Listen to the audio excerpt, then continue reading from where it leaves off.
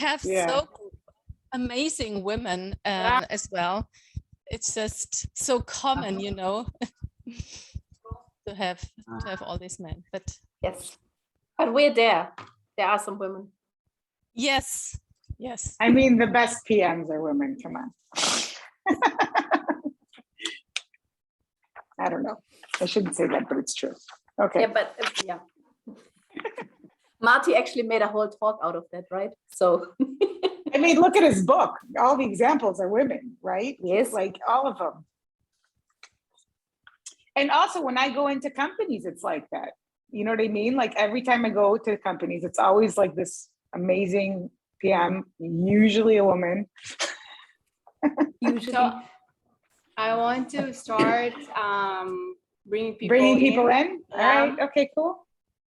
Turn off. We're here. Okay, I'm gonna do this now. Yay.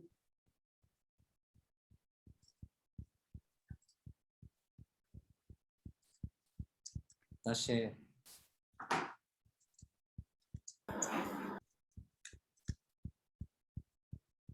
Oh, we're live.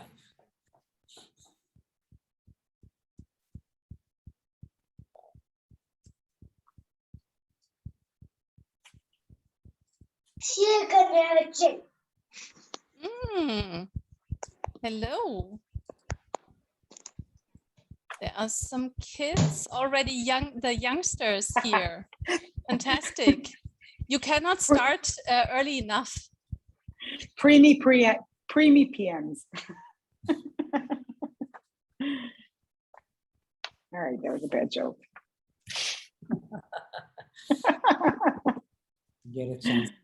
Don't worry. Hello, everybody. Thank you for coming. I'll be starting in a few minutes. Hi.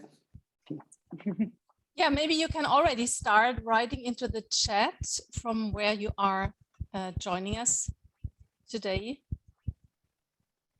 so that we can see. Already some familiar faces. Hello, Franz. Hello, Petra. Andrea. Nice to see you again.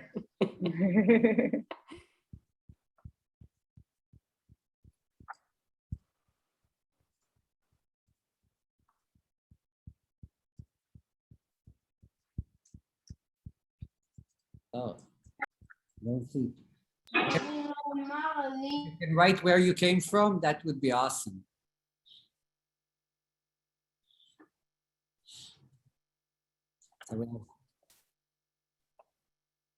Toronto, Stuttgart, Tel Aviv, Again, Stuttgart. Hamburg, So I Munich, should- Wisconsin, New York, Tel Aviv. Yeah, maybe we should. Can we share some music? This is going too fast for me. Oh. Texas, Switzerland.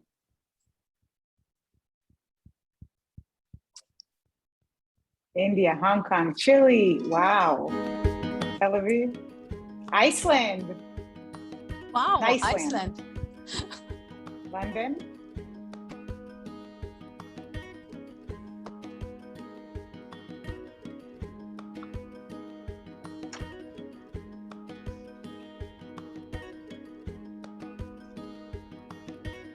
So I think we wait for another 2 minutes. Is that, what do you think, And then we Marit? start. Yeah, just 8:05 we'll start. Sure. I hope you hear me okay. Oh, Toronto. Oh, Gerlingen. Hi, Manfred. Long time not seen. Petra, do you know where Gerlingen is? Of course. Oh, I'm really? actually, I'm actually from Swabia, so. Oh, where exactly? Born in Sigmaringen, raised in Balingen. Okay. Greece. Do you know Dürpheim? This is where my Oh, no, grandfather. not sure. It's Speichingen, Tuttlingen. Ah, yeah. Okay. Yeah. Yeah. How cool is that? What a coincidence. Yes. Yeah, we have amazing show up. Yeah, that's awesome. So exciting. Yeah, and we are so we are back after, I think, a 2-month break. Mhm. So I'm also a bit nervous because just already handed me over to introduce, and I need to do that. I'll do it with I'm you. not prepared. Anyway, I'll do it with you. It's okay. we do it together. Okay. So first of all, thank you start? everyone for coming. Yeah, I think we should start. It's okay, we can start. Today we have an amazing guest.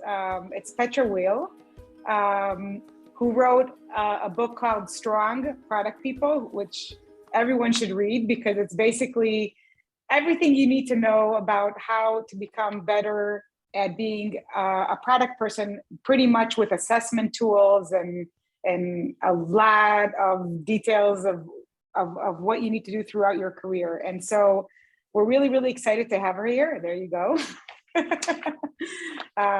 I'm Marie. I'm from Red Interactive. And Sabrina, introduce yourself. Yeah, hi, I'm Sabrina. I'm here from Stuttgart, and we are hosting together the Google Design Sprint chapter. And I also want to say something about Petra, because I read a lot about her, especially on the blog Produktbezogen, which is a German blog, but she wrote something there so that she's an independent product lead coaching. So like the female word of coach.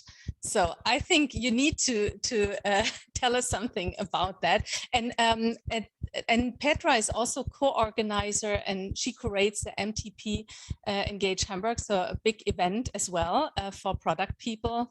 So Petra, maybe you want to say something about this coaching. I really like that. And it's just the German version, the female version of being a coach. I think there is no such thing in the English language, but that's how I put it. Product leadership coach is actually the international term that I'm using more often. Thanks for having me, by the way, and thanks everybody for tuning in. Hi, I'm Ram from Red, with partner. I hope you have a good time. We hand it over to Petra, I think, right? Yes. Petra, just before you go into the entire presentation, just a little bit about your background. So a little bit about what is product coaching, and if you could just say a few words about that to people, and then we can start. So my background, it's a pretty common career into product management. Started as a software engineer in the beginning, and then colleagues discovered this, hey, you have a talent of talking to our customers and clients, could you please do more of that? And that made me first a project manager, because that's what the role was called back at the time. And then after working for a German publishing house and for SAP, I thought it's time to move, first of all, to the nice city of Hamburg.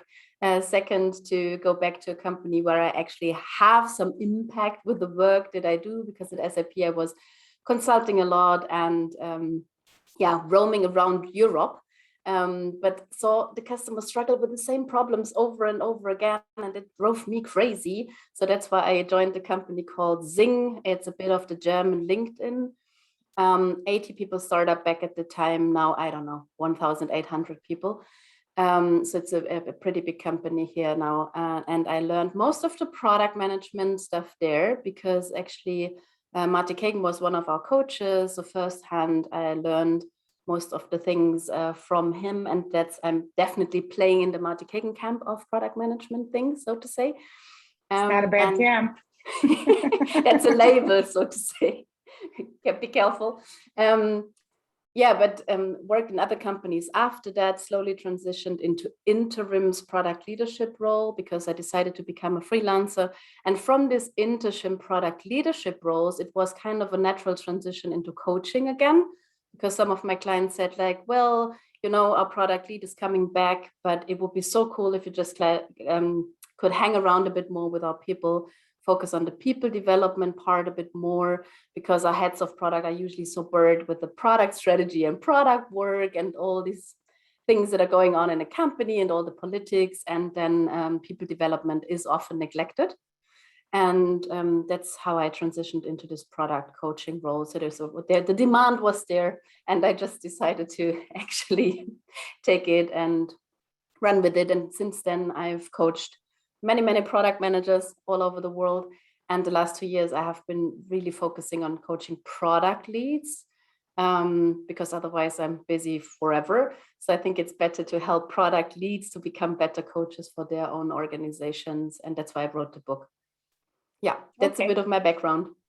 And I just want to say that what Petra will be talking about today is not only relevant to product leads, it's also relevant to PMs, because you can use some of these tools to assess yourself. So don't wait for your manager to help you with this coaching, or maybe you can bring it to your manager. That would be great. And then, but when I read the book, I thought that these tools were also appropriate for any player in a good product team.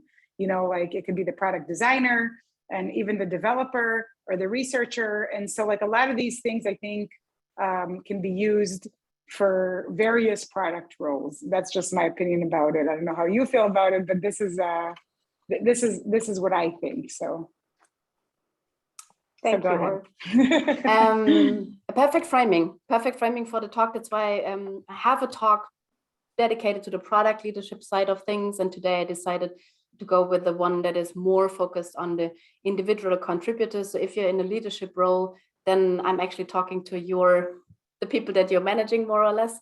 But I think still some nuggets in there, things you could actually use. And a lot of the frameworks are free to use anyways. Now let me start the presentation. That is always a bit of the shaky moment of every meetup. So bear with me. Let me see. No, shared the wrong screen.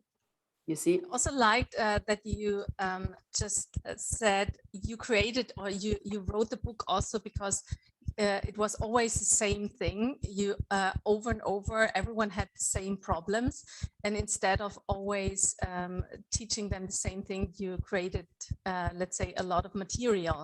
Yeah, that was one of the reasons as well. So it's a bit like, that's like my blog works. Whenever I have to explain things over and over again in my coachings, I just write a blog post about it, and then I tell the people that they have to read it for homework.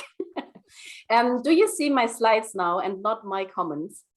Okay, that is good, because then I can start with the presentation. It will take us, by the way, 10 to 15 minutes, and then we'll have a lot of questions that we could actually discuss. And I would love to hear your thoughts on all of these frameworks, and maybe you can share some of your struggles. So hello, lovely product people from all over the world. So glad to be here to talk about developing as a product management personality. And let's start with some insights. And now this is not working as always. Only 25% of product managers do report that their company values and supports self-progression. So if you're in a leadership role, is this your company? This means that around 75% of all PMs are not optimally supported when it comes to personal and professional development. And I think this needs to change. So that's why I'm here today to talk about how product people like you can take control of their own skill growth.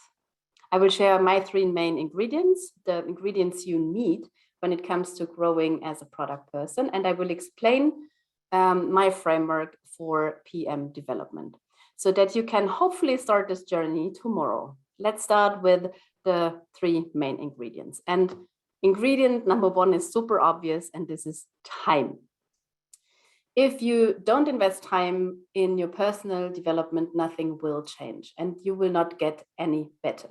But in fact, I see so many product people that have not understood this lesson and still remain rather passive. If I ask them why they are not making some time for their personal development, the answers usually are, I don't know where to start, I don't know what to learn, and I don't know that it's my job, or I'm waiting for my boss or for my company to take care of that, or I just don't know how to find the time. And I totally get 1 and 2, and this talk hopefully will help you with that. But 3 and 4, come on, waiting for somebody else to help you grow, that's just a waste of time. Because if your company or your line manager would care, they would have already started to help you here. And even if they do care, it is up to you to do the heavy lifting, because waiting for others and hoping for them to change you, that's a bit like asking somebody else to exercise on your behalf. and you don't get the apps from other people's scrunches. I would love if that would actually be a thing, but it's not. So you can't find the time, which was one of the other arguments, right? I know that product managers' schedules are super busy, but you should know how prioritization works. And if you constantly struggle to even find maybe something like a 20-minute slot in your calendar a week, or even if it's just like 20 minutes a month that you really dedicate to your personal learning, then maybe your first development topic is to work on your prioritization skills. And to make sure you have some good reasons to invest in your personal development, here are some arguments why this should matter to you. Investing in yourself is completely portable and you carry it wherever you go. When you invest in yourself, your skills, your experiences, and your connections, the networking part, are all yours to keep. So please make the time. And when it comes to preparing for the future, we are often told that we should begin investing as soon as possible. The context is usually that of financial investing, but you could use the same metaphor here. You're benefiting from investments you make early on in your career, so the time is now. And finally, we, all of us, it's a bias thing, we overestimate what we can achieve in a week, and we totally underestimate what we can achieve in a year. So consistency beats intensity there. Rather start with a small time budget. I was already mentioning 20 minutes a week. That's a super good starting point, usually all that it takes. And it's easier to make more time for it once you see some positive effects that it has. And now let me share the various ways to learn something, and let's reflect how much time you're already investing, because I promise that you already do much more of this than you actually notice. You learn by consuming books, blog posts, podcasts, and so on. You're improving a skill by applying what you have learned in your daily work or to a side project you're having. Reflection helps you to make sure that you are investing in the right development areas and making a contribution to the product management community, no matter if it's your company's product tribe or the global product community, really helps you to see how much you have already learned about certain things. And once this talk is over, you could take a minute, draw this little 2x2, product people love a good 2x2, and then really reflect on what are you already doing and really giving you a bit of a pat on the shoulder for the things that you're already doing. And no matter how your 2x2 will look like after this exercise, try to find something in each of these quadrants. Consuming is good if you want to acquire new know-how. So GDPR rules, for example, something you read about, and then that's something that you learn, right? But applying is key if you want to build a new skill. Reflecting helps you to make sure you're still on track, and contributing, that's actually what leads to true mastery. And if you are finding the balance that is right for you, then it's more likely that you're going to do it. So if you, for example, love listening to podcasts, then go all in on that, on the consuming area. Now that I've talked about why it is important to make some time, and I promise we can discuss this a bit more in the Ask Me Anything session later on, let's have a look to ingredient number 2. It is important to find some allies or an ally. And you need 3 kinds of perspectives to help you grow substantially over time. All of this could be something your line manager is capable of, but they often are just too busy or not care enough about your personal development to deliver these 3 perspectives. If this is the case, then you should go reach out to other people, help you build this small learning learning environment. What you need: people who provide feedback regarding your work, your role, and your performance to improve exactly that, from how a particular meeting went to how you are perceived when giving a talk. Somebody who knows what a good product person looks like and helps you see your blind spots. So where are the gaps between a competent product manager or competent designer or competent engineer and where are the blind spots or things that you need to learn. And then somebody who helps you to live up to your full potential. So somebody who really has a vision for you. That's more of a really warm relationship, a person that believes in the strengths that you're having. And if your line manager is not covering all those, here's how to still get these perspectives. You need to create this own growth supporting environment. Find colleagues that are giving feedback on a regular basis and make sure you give something back in return. Actively ask your line manager to help you identify the development areas, or you could find yourself a mentor, somebody who is giving his outside perspective on how you're actually doing. And then find somebody who is believing in you. Or you could join a group of like-minded people helping you identify your blind spots. So reach out to other people that have a similar role. Or you could get, once you identify development topics, get yourself a coach who helps you close one particular gap and really work on this particular topic. So no matter how you're creating this little development support group, make sure you find these people and then make sure listening to them and what they have to tell you. Okay, now we've discussed that it's important to make some time and that you need to find these allies, but you still think, I don't know where to start, Petra, and I don't know what I should be learning. And this brings me to ingredient number 3. It is impossible to progress in any role without knowing what you should be thriving for. You need a blueprint, a clear idea of how the best product managers work. Let me share one metaphor that I'm using when explaining why having this blueprint matters. Let's assume you want to become a professional photographer. Where would you start? By taking a photo class or by buying a new camera? Well, that is a start. But what about reflecting on the type of photographer you want to be? You can become so many types of this: food, fashion, sports, editorial, landscape, wildlife. Why it is important to reflect on that?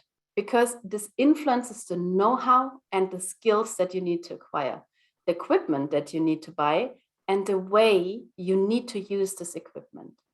And even if some development areas are super obvious to everyone entering this field, others are easier to reveal if you know that you want to become a wildlife photographer, right? Then a totally new world is opening up. And it gets even better if somebody else is pointing you in the right direction. And there are always things you should learn, but you don't know that it is something that you should be looking into. Unknown unknowns is what these aspects have been called on the Rumsfeld scale. And that is really something you need help to reveal these unknown unknowns. So what I'm advocating for here is figure out what type of product manager you need to become in your current company or context. There is not this one size fits all. Even if somebody will talk about frameworks later, you need to customize those to your context and your company's needs. And it's definitely something you should discuss with your line manager, or if not existent, maybe with your product development team. They have a take on how product managers should be, and at least it is a starting point for you. And I will share a canvas for this discussion later. Once you figured out what you need to become, you want to make sure that you're learning the things necessary for doing the job well. And to do this, you make the most out of your allies. So ask them to give you some feedback and help you to reveal the unknown unknowns. And I will share my interview guide for these conversations now, more or less. So it's 3 things. It's the role description canvas, the PM wheel, or what I call the product management wheel, and then it's the future self. I created this role description canvas. I created the PM wheel. I haven't created the future self. It's a framework that I'm using that actually Korn Ferry initially described. Let's start with the role description, because that is what is missing in so many companies. And that's the equivalent to the question of what type of photographer do I need to become? By creating it, you are aligning expectations upwards towards upper management, sidewards with your peers and stakeholders, and inwards with your product development teams. And it helps a lot to have this role description, Because if everybody has agreed on what the role is all about, it is much easier to figure out what you should become better at. And it's easier for others to give feedback to you, because then it's less personal, as they are mainly pointing out where they see a gap between the role description and your current profile. And here's the canvas that I use for this purpose. It is actually available on my website. You can download it. I share the link later. So just go there and use it with your team. It's actually a good thing to do it with your team in a team discussion. For newly created teams, it's actually best to run this initiative anyways, because it helps the developers to see clearer where you think the boundaries are. It helps the design folks to understand, okay, where are the responsibilities in this team? Am I responsible for that? Is that the product person? Is it the developer folks that are doing this? So it really helps to do this once you create a new team, or once in a while if you want to reflect on your role.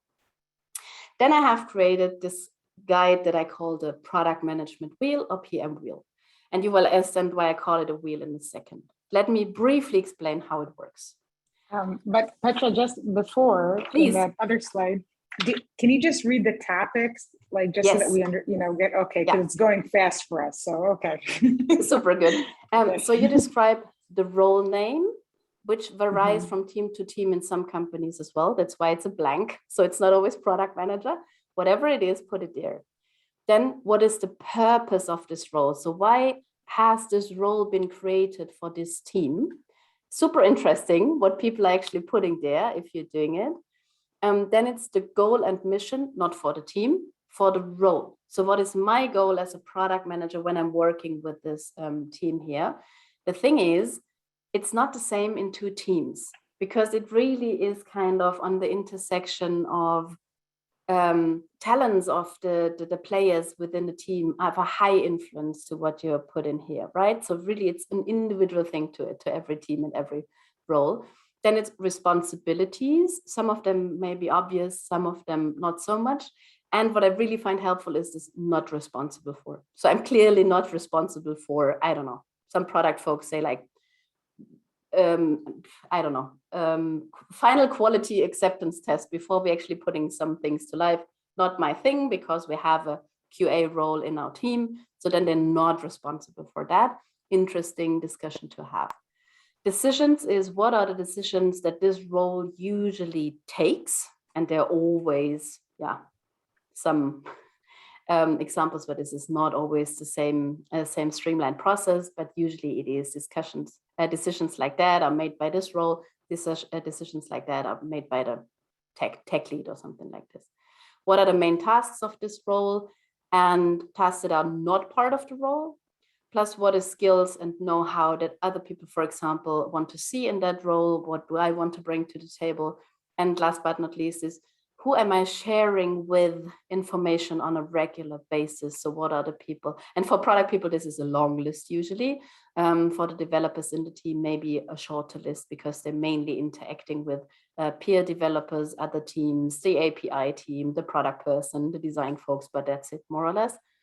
So that's how you could actually use the role canvas here. And we should have each one of the team feel feel this for himself. That's the idea. Yeah. So the idea is, if you run a workshop where the people fill it out, then I usually advise that they start filling it out on their own. That's the prep work for the workshop. But then it's a bit of a negotiation process, right? Because then you read all of them and you see like, hey, quality assurance. Nobody actually mentioned this to be part of their role. So maybe we should add it to one or the other role canvas, right? So then it's a bit of a negotiation process. Wordings as well. Some people use totally different names for tasks and decision-making processes. So that's a huge alignment effort as well. But prep work is fill your own role description canvas with what you currently think is a good role description for you. And then it's a massive negotiation. Usually it's maybe 1 or 2 follow-up sessions. But it's okay that some people have similar things, right? Like, so if it would be natural that a product manager with like coming from a design background would have a little more input on the That's wireframes or exactly whatever. what we So, want to yeah, embrace okay. here. So Yeah. we really want to embrace talents that people bring, skills and know-hows that people bring. Not all developers, for example, are equal, because some say like, I love to participate in design sprints and discovery initiatives, and other ones say like, not so much. Can I please just sit here and code whatever people are telling me to code? So I think this is the difference here, and why no two profiles usually are the same. Should I ask them, should I ask a team or even bosses to do it for the PM? That sound like a good idea, that they will write what the role of a PM, because it is such a unique Yeah, that's the can we afford another round exercise.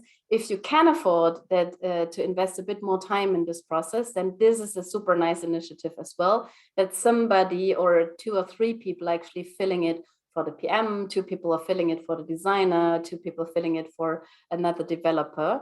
And then you see how people are actually perceiving each other's role and what they have understood about the role. But that's more of a, can we afford to have multiple workshops on that? Awesome. I love it. Let's keep it that interactive. I just continue and you throw We'll be here questions for 5 at me. hours, but yeah. Anyways, we have Okay. some time. You guys can also like just take notes and we can go back to the slides, which is nice. So, okay. Yeah, happy to do that. Question in the Go chat, ahead. we'll go back to them, promise. Yes. Ram will take care of that. We go back to them. That's something I like. Cool. Let me briefly walk you through the PM wheel. So it comes with 8 dimensions. And each of the dimension comes with a set of at least 15 framing questions. I will show you some of the questions that you get an idea in a second, but briefly the buckets. So understanding the problem is the product manager capable of understanding the underlying problems that are worth solving for us as a company and worth solving for the customers and clients out there? Can they find solutions that actually are good solutions to the problems that they identified? And can they identify the best solution, so that the one that is actually the cheapest to build and delivering a lot of value, because that's usually how you would be doing it? Are they able to do a bit of a planning? Product management is a lot about tactics and when to develop what, and what is the minimal viable product and what might be the first release. So that's a bit of the planning part. Then getting things done for me is the actual delivery part of the job. So that's the work with the product development team and the design folks, and now really like the task boards and all the things moving through the task boards. Listen and learn, super important. Are they able to plan iterations? Are they able to look into data? How a customer using the product? Are they able to conduct interviews and really like hear what they are seeing? So that's the first 5. The other 3 are a bit of a side of this process. One is team. So good product people have to have basic knowledge about how teams work and why teams are a different kind of animal than an individual person is. They have to have their take on motivation. So is it possible to motivate a team? And if yes, how could you be doing that? Then it's personal growth. So that's an easy bucket. I just put it there because I want to make sure if I'm a product leader that we're touching it when I have one-on-one. So it's kind of that we don't forget that personal development is something that takes some time. And Agile is there because I see so many product folks that have never, ever understood the basics of Agile work environments. So a lot of them have never heard about the Agile Manifesto or Agile values and how you could bring this Agile culture to life. So that's why I have decided to create a new bucket out of that. On my blog, by the way, 2 other product leads are sharing how they used it and highly customized the wheel so that it works in their environment. If you're interested in that, that's PM Wheel in Action series, which is 2 episodes long. But you get an idea of how other people are using it and customizing it. That is just one example how the questions look like in the understand the problem bucket. So it's actually really practical question of, is he or she or everything in between able to, I don't know, to conduct user interviews or other examples. I need to read it because it's too small on my other screen. Are they able to make all the discovery work that they do transparent to the people they work with, for example? And then it's still a discussion that you need to have, because maybe their take is yes and the line manager's take is no. And then it's a bit of a, okay, here's the feedback. But it gives you a good framing and guidance for some of the career conversations you'll be having. I usually ask people that they assess themselves first. Then I ask them to talk to some peers to fill the PM wheel as well. Sometimes it's too much of an ask. And then I ask peers to focus on one bucket. So I say like, okay, you take the understand the problem 15 questions, and you take the finding a solution 15 questions, and go give me some feedback, because it really helps people to give structured feedback. And then obviously the line manager hopefully takes the time as well to fill in the PM wheel and how they think the product people are doing.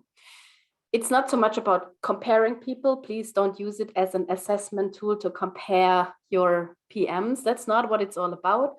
It's more of, so not everybody has to be a 7 on all of the wheel.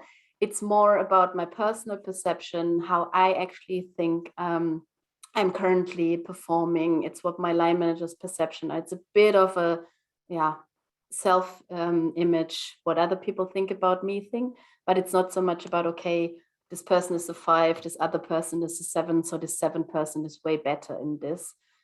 That leads you into the woods, so to say. So please don't. It's really like for individual assessment and to start a career conversation. And as I've highlighted on this slide, you identify the buckets where you think there is a lot of potential to improve. Then you get out the questions again. You really find the 1 or 2 things that you want this person to improve, if you're a line manager, or if you're product manager, the 1 or 2 things where you want to improve on. And then that's the stuff that you're actually focusing on. So you need to come up with a development plan, and that is the next thing.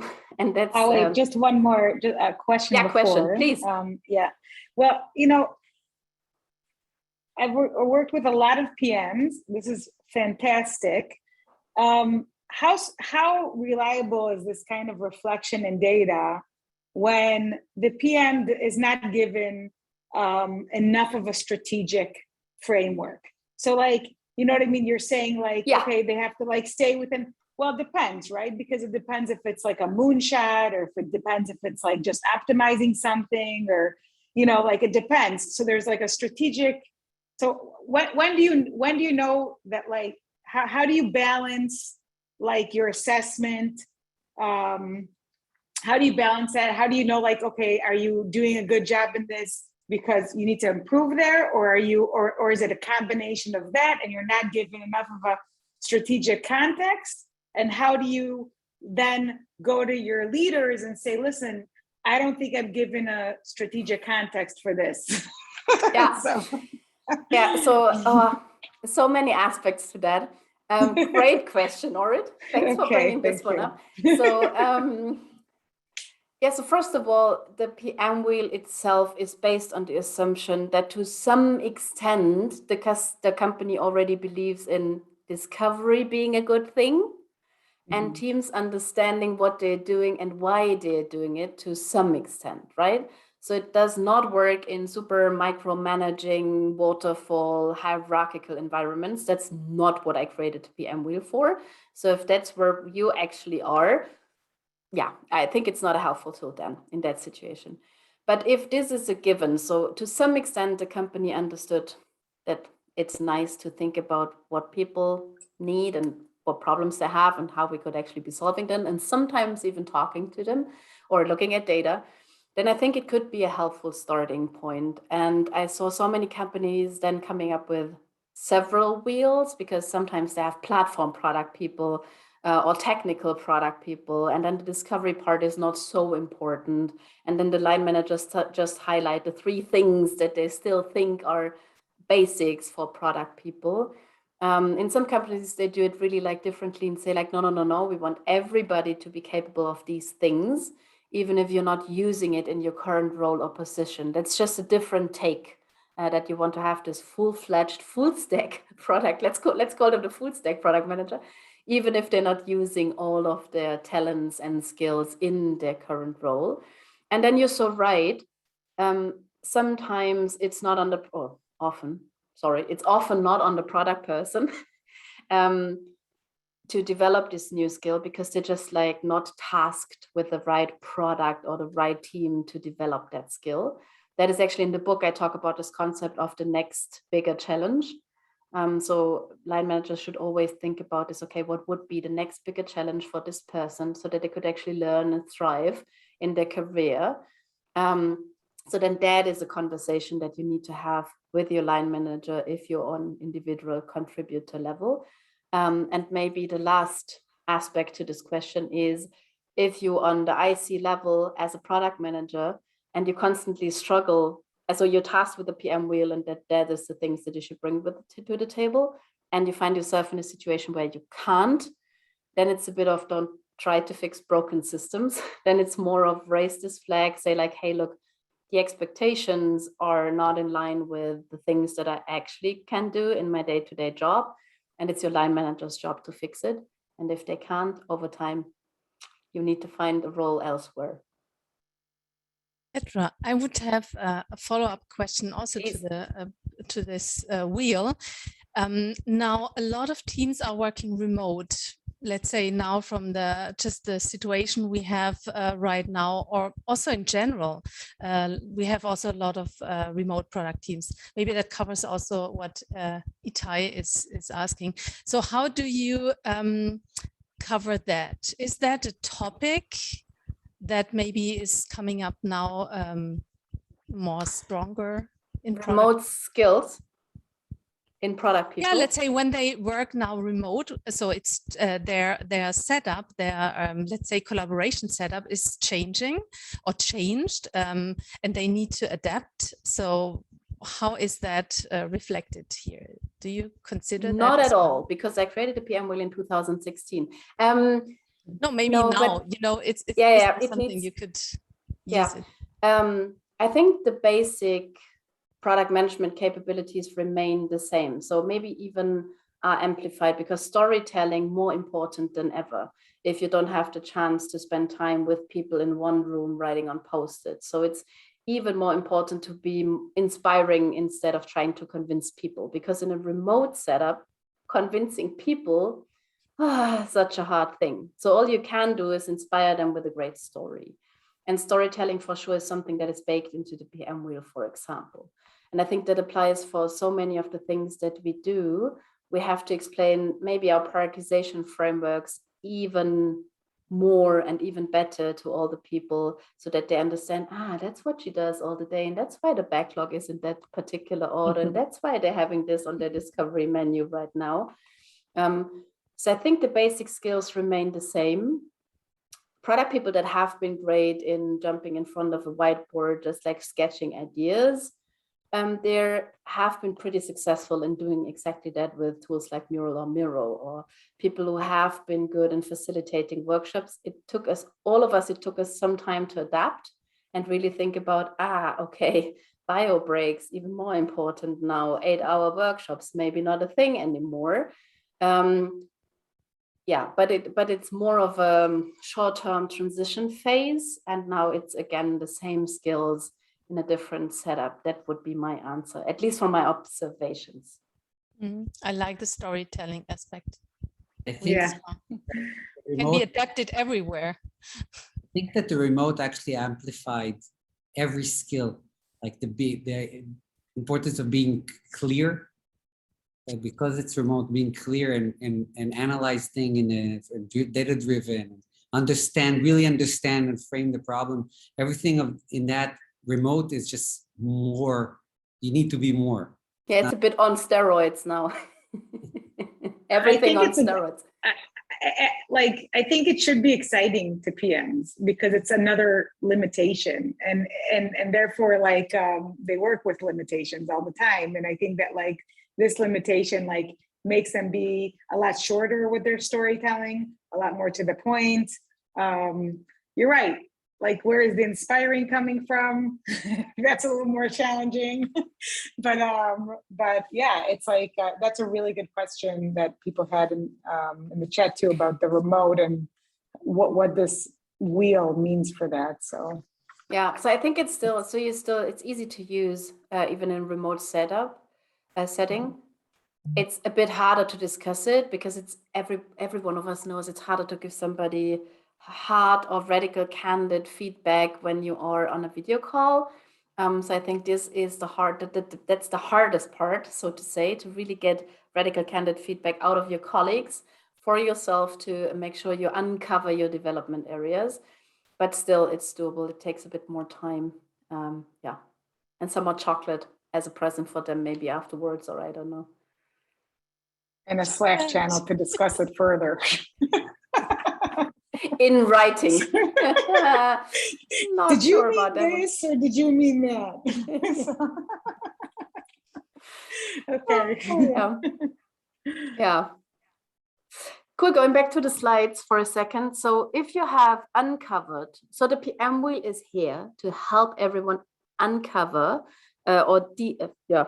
uncover some of the development areas they're having. And the next step is, and that is what missing in many personal development conversations, is this development plan.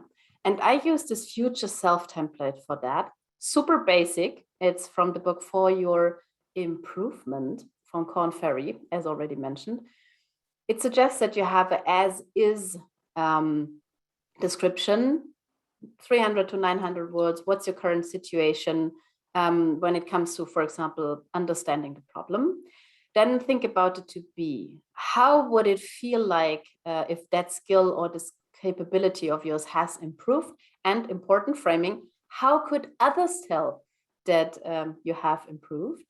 Then give it a bit of a time frame. So 3 to 4 months is usually a good thing for a personal development topic, professional development topic.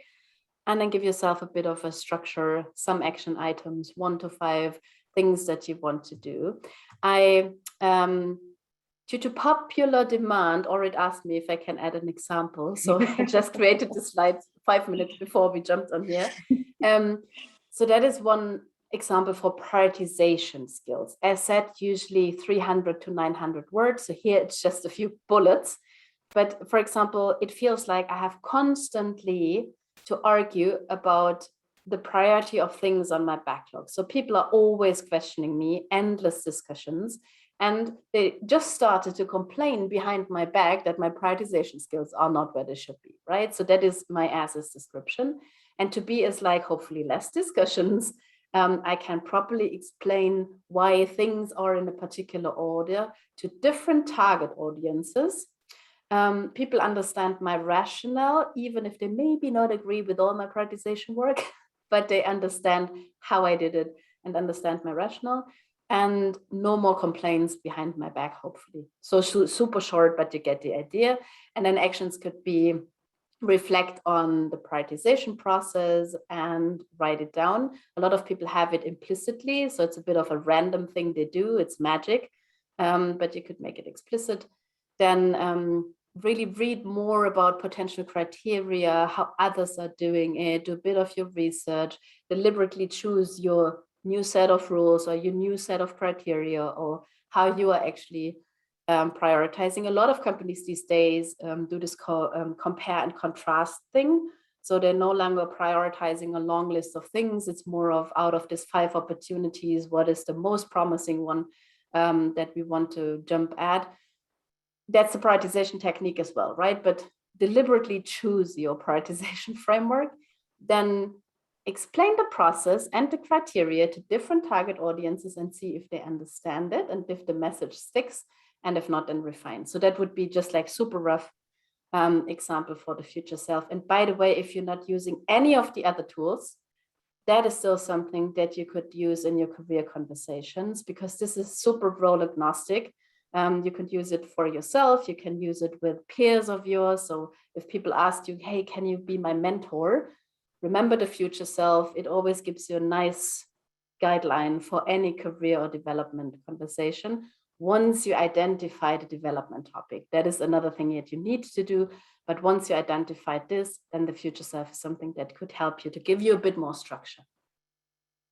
This is great because it could be like something little too, you know, it's not like you have to, you know, this is very, very tangible for like every week. So it's really like you can think of something. So yeah. Yeah. And then the only magic ingredient that you need is a bit of a follow-up, right? Because if you just create a lot of action items and not following up on them, that is a problem. So ask somebody to just like kind of do a bit of the nudging or remind you every once in a while that you have these action items going on. But that's more or less all the ingredients that you need. okay, great. Sounds like magic. It is. Let me actually stop the screen sharing and then we can Okay. go into discussion mode. Yeah, so we have 10 minutes. I don't have the questions in front of me. So can you guys read questions from people? I have one.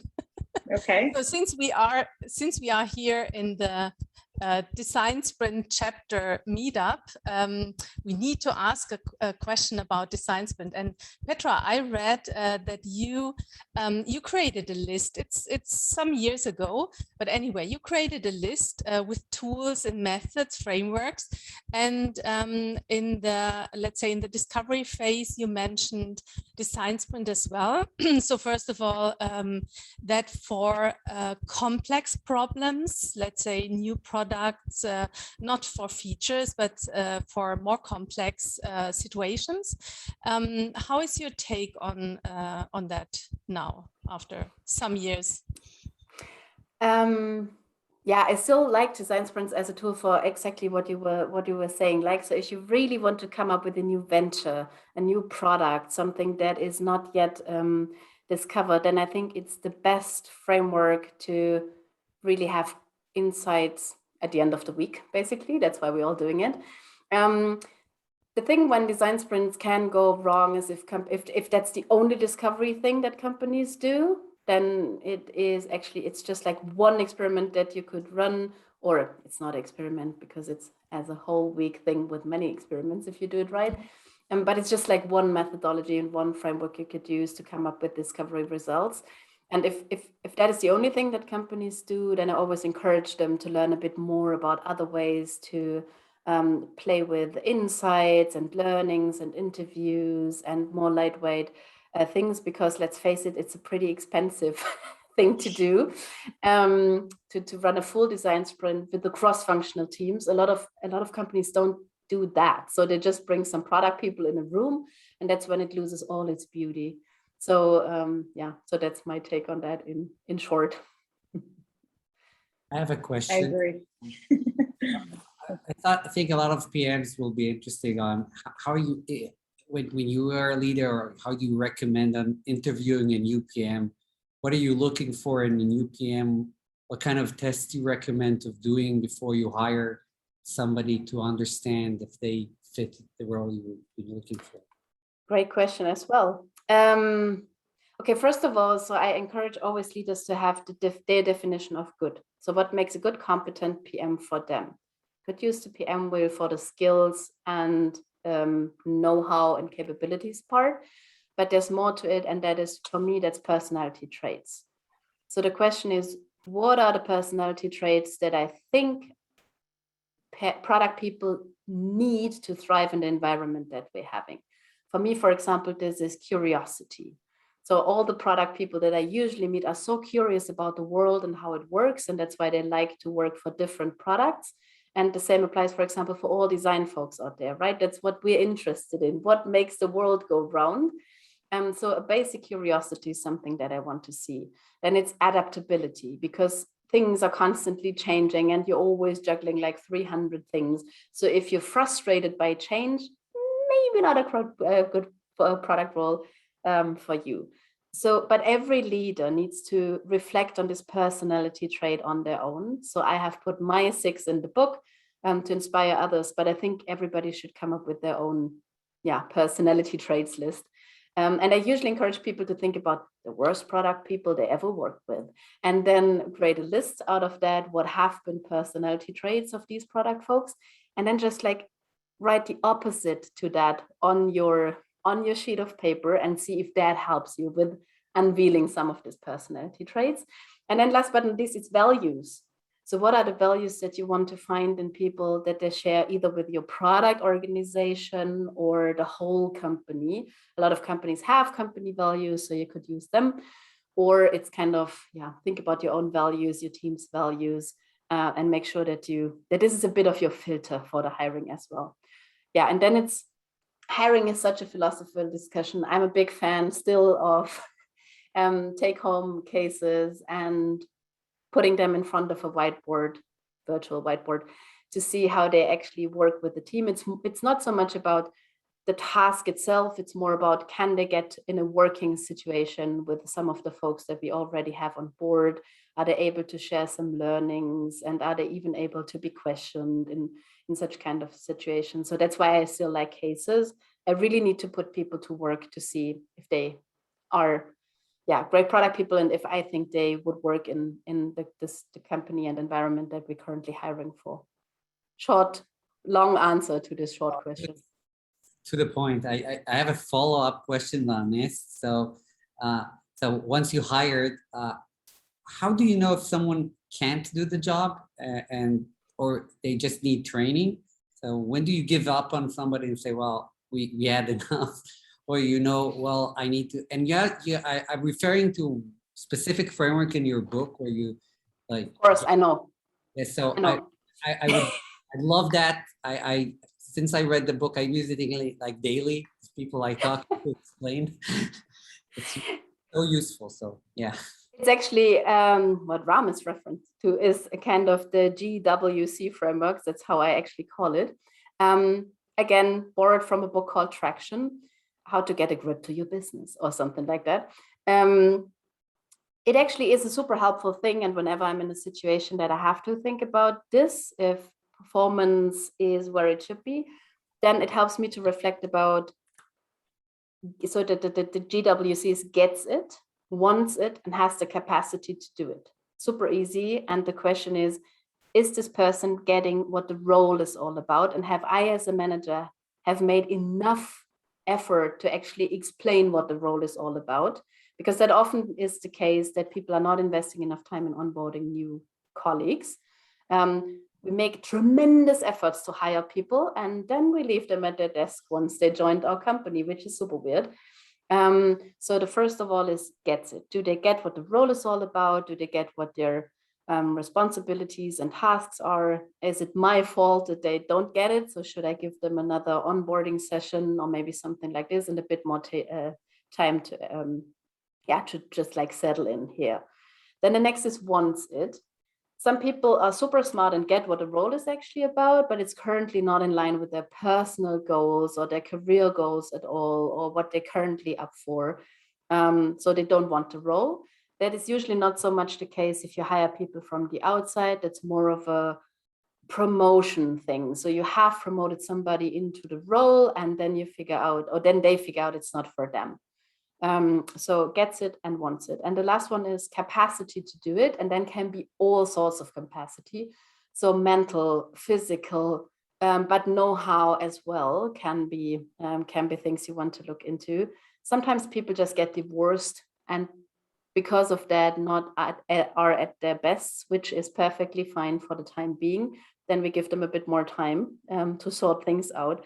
Sometimes it's more of the company has not invested enough time and maybe training budget into this person to become the next, I don't know, GDPR officer. And that's actually the role that we put them in.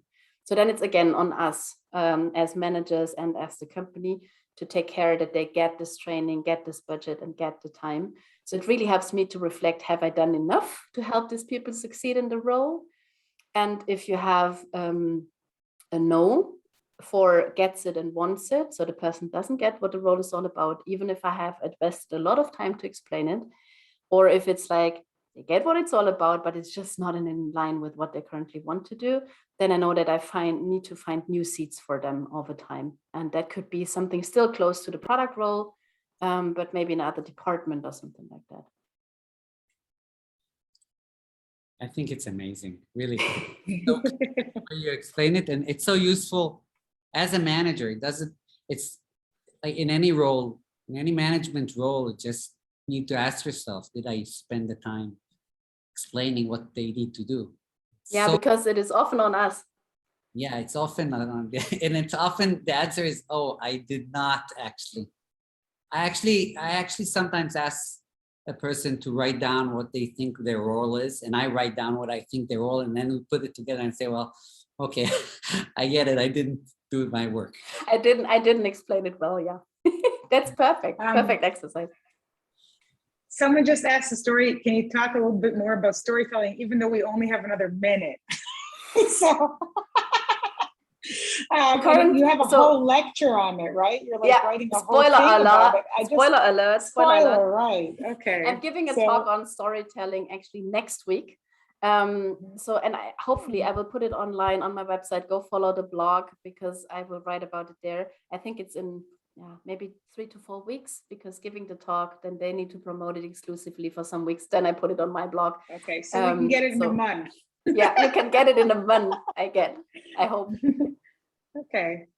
All right. Well, wow. Thank you so much. That was amazing. Your book is amazing. I was like, how does this woman's brain work? Like when I read the book, I was like, I've never experienced so much detail, and like, I just don't know how you wrote that book. It's really, really like, it's just a reference book too, you know, because you just put it on the side and you just like go back to it and you go back to it and you go back to it. Yeah, it's not a front to back book.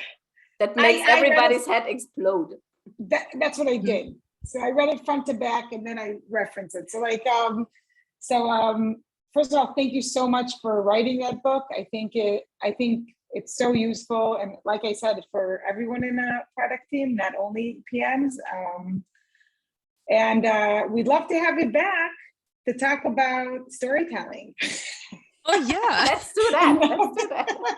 If that's okay. So we have so many more topics to talk about. Petra, where could people?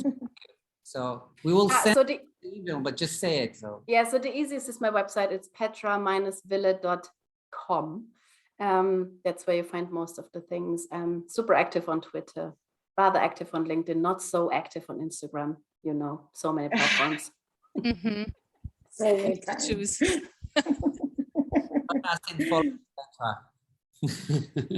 Thanks so much, Petra. Thank you. I'm really excited to see you soon again. And yes. Yeah, I will check out your storytelling event. Oh yes, well, we'll put it, I don't know how we'll post it. We'll post it on our channels as well. So everyone's waiting for it. Where can we find it? I'll make sure to post it on the blog once it's available. Thanks. Okay, great. Fantastic. Cool. Thanks everybody for hosting me. Thank you very much. Tuning in. That was fun. Thank you. Thank you. Bye-bye. Bye. Bye.